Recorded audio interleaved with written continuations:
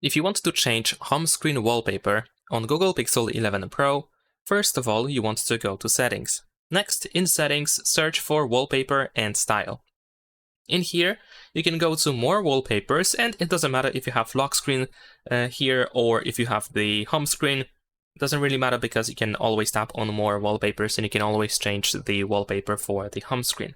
So here, of course, we can find a couple of categories and collections, and you can just choose what kind of wallpaper you are looking for. So let's say I'm going to choose one of these options. Let's say I'm going to go for curated culture over here. And as you can see, we can find lots of different wallpapers. And once you find the wallpaper, the specific one that you're looking for, or if you just find something that you like, you can, of course, tap on it. You will find a little preview. We should be able to swipe to the home screen over here. And what you can do is you can, for example, tap on the preview and you should be able to zoom in and zoom out. And also you can adjust the position of that wallpaper as well.